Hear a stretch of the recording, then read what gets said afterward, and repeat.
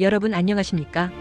대한민국 헌정사 최초로 대통령이 파면된 사건, 2016년 박근혜 전 대통령 탄핵 사건을 시간순으로 짚어보겠습니다. 2016년 10월 최순실 국정농단 파문. 2016년 10월 JTBC가 보도한 태블릿 PC를 통해 비선 실세로 알려진 최순실 씨가 청와대 연설문을 사전 열람하고 수정했다는 정황이 드러납니다.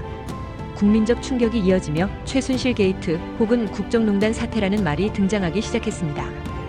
2016년 11월 대국민 사과와 촛불 집회.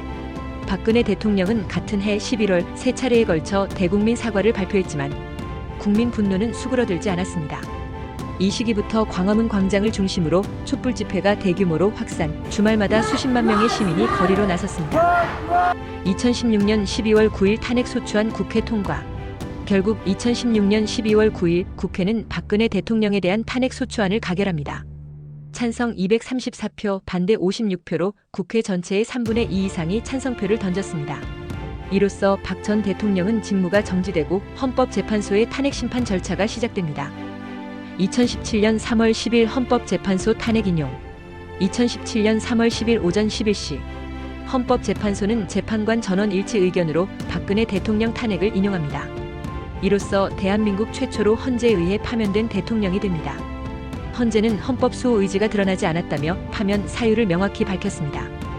이후 수사와 구속 그리고 재판. 탄핵 이후 박근혜 전 대통령은 검찰 수사를 받았고 2017년 3월 31일 구속영장이 발부, 서울구치소에 수감됩니다. 이후 재판 결과 국정농단 사건과 관련된 뇌물수수, 직권남용 등 혐의로 총 22년형을 선고받습니다.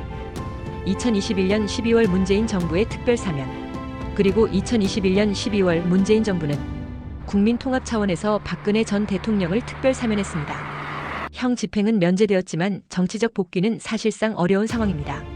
박근혜 전 대통령 탄핵 사건은 헌법 질서의 중요성과 대통령 책임을 되돌아보게 한 결정적 순간이었습니다.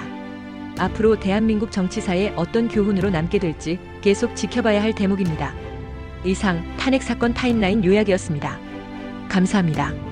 구독, 좋아요 부탁드립니다.